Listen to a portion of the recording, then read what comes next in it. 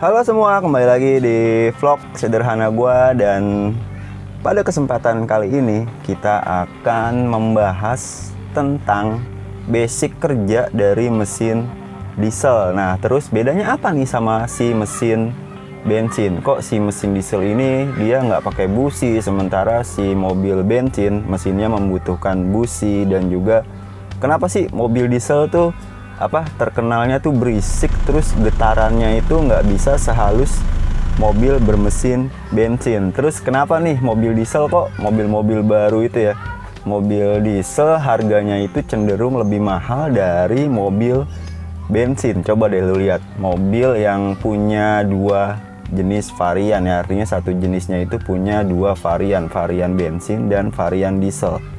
Coba lu lihat, pasti yang varian diesel itu harganya lebih mahal dari yang varian bensin. Nah, kenapa sih hal-hal kayak gitu bisa terjadi? Yuk kita langsung bahas aja di segmen belajar bareng ini. Jadi nanti kalau gua ada yang salah atau ada informasi yang kurang dari gua, teman-teman bisa memperbaiki dan menambahkan informasi yang kurang tersebut di kolom komentar. Yuk langsung kita bahas aja.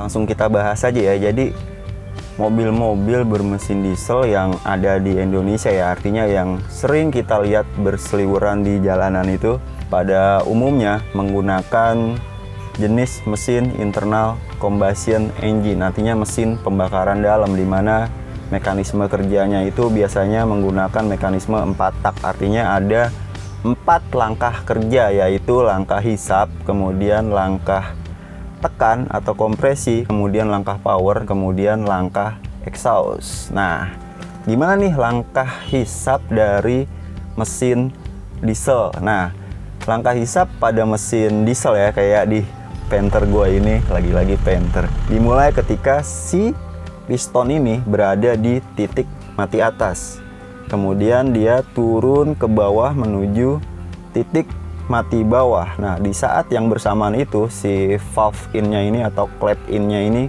terbuka. Akibatnya udara masuk ke ruang bakar. Nah, udara masuk ke ruang bakar tadi itu sendirian, artinya nggak sama si bahan bakarnya yang solar ini ya. Terus solarnya gimana bro? Tar, sabar dulu. Nah, udara kan masuk tuh tadi ke ruang bakar.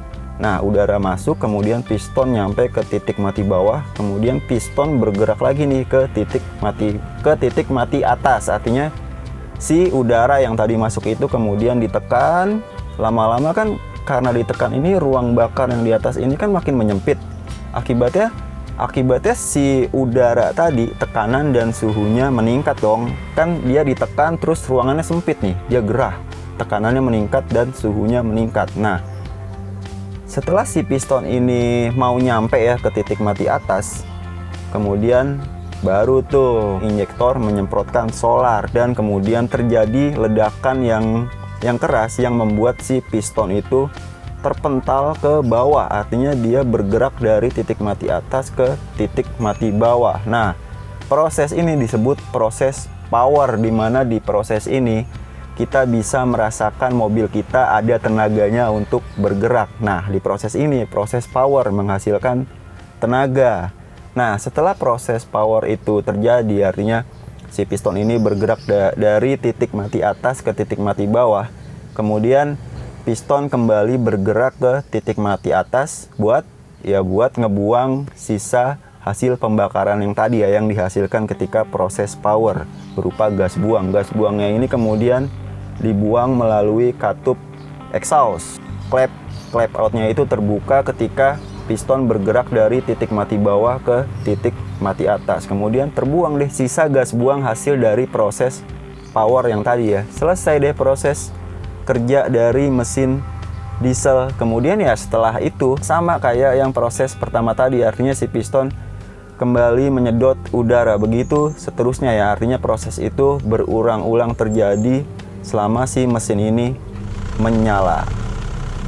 Nah, itu tadi penjelasan secara singkat mengenai proses kerja dari mesin diesel. Terus bedanya sama bensin di mana dong? Nah, bedanya adalah kalau di mesin bensin itu ketika proses intake, bahan bakar dan udara dimasukkan secara berbarengan ke ruang bakar. Kalau di mesin diesel yang tadi gue jelasin itu kan cuman udara aja tuh yang dimasukin ketika proses intake, solarnya belakangan. Nah, kemudian di mesin bensin ini ketika udara dan bahan bakar udah masuk ke ruang bakar, kemudian ditekan, artinya terjadi proses kompresi. Udara dan bahan bakar ditekan, kemudian karena sisa ruang bakar di atas ini volumenya menyusut, maka udara dan bahan bakar mengalami kenaikan tekanan dan suhu. Nah, sesaat setelah si piston ini mencapai titik mati atas, busi memercikkan api, kemudian terjadi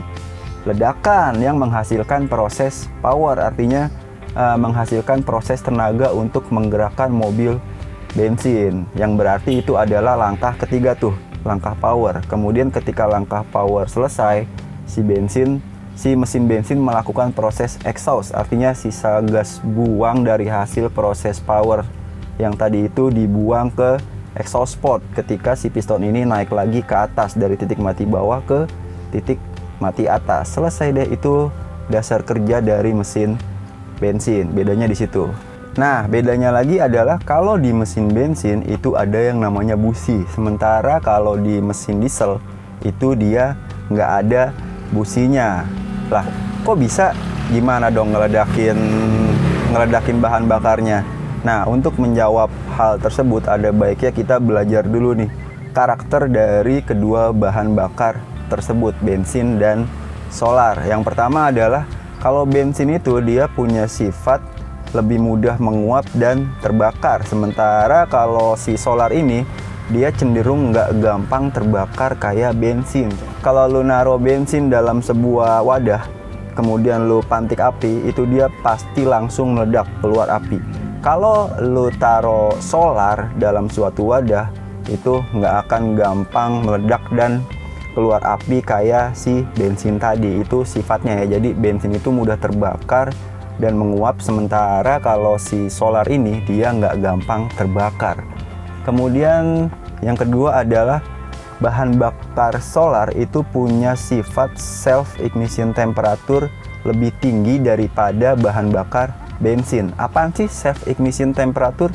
Jadi self ignition temperature adalah kemampuan bahan bakar untuk bisa meledak atau keluar api pada suhu tertentu tanpa bantuan sumber api lain ya, artinya dia nggak butuh trigger lain, dia langsung bisa terbakar atau meledak. Nah, si solar ini punya sifat self ignition temperature yang lebih tinggi daripada bahan bakar bensin, dimana bahan bakar bensin itu dia bisa meledakkan dirinya sendiri, itu butuh suhu yang lebih tinggi daripada si bahan bakar solar. Nah, karena si mesin diesel ini punya kompresi yang tinggi, artinya karena kompresinya itu tinggi, membuat si ruang bakar ini ketika terjadi proses kompresi, suhu dan tekanannya itu ideal untuk si solar ini melakukan self ignition, artinya dia bisa terbakar dengan sendirinya tanpa bantuan percikan api yang biasanya dihasilkan oleh si busi. Dia nggak butuh itu, akhirnya dia bisa meledak kemudian menghasilkan power. Nah, itu sebabnya si mesin diesel nggak butuh busi, karena itu tadi tekanan yang dihasilkan dari proses kompresinya itu udah cukup membuat suhu yang ideal di ruang bakarnya untuk si solar ini melakukan self ignition atau membakar dirinya sendiri. Kalau si mesin bensin, kompresinya nggak cukup untuk membuat suhu yang ideal untuk si bensin tadi itu melakukan self ignition, makanya dia butuh percikan api yang dihasilkan dari busi. Itu jawabannya. Makanya biasanya mobil-mobil diesel itu punya rasio kompresi yang lebih besar daripada mobil bensin. Tujuannya yaitu tadi agar bahan bakarnya bisa melakukan self ignition. Nah, kenapa juga si mobil diesel ini cenderung punya suara kasar dan getaran yang lebih tinggi daripada mobil bensin? Yaitu tadi karena kompresinya itu tinggi banget. Makin tinggi kompresinya itu, maka ledakan yang dihasilkan juga semakin tinggi. Karena ledakannya tinggi, makanya getaran dan suaranya itu ya you know lah, suara diesel kayak gimana sama getarannya compare sama bensin ya. Dan karena getaran dan ledakannya itu juga, maka material yang dibutuhkan untuk membuat mesin diesel ini, materialnya itu harus kuat menahan ledakan dan kompresi yang besar tadi. Dan biasanya bahan untuk membuat mesin diesel itu terbuat dari baja.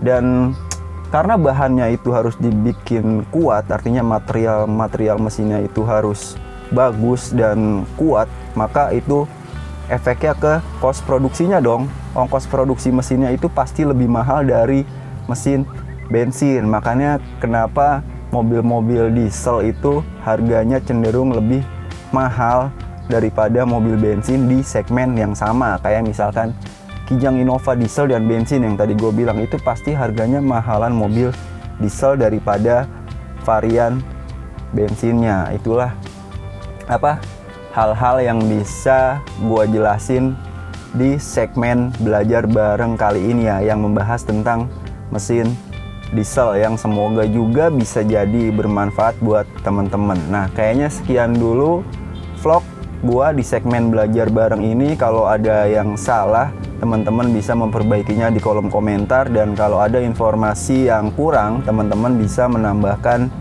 informasi yang kurang tersebut di kolom komentar biar kita bisa saling berbagi dan sama-sama pintar.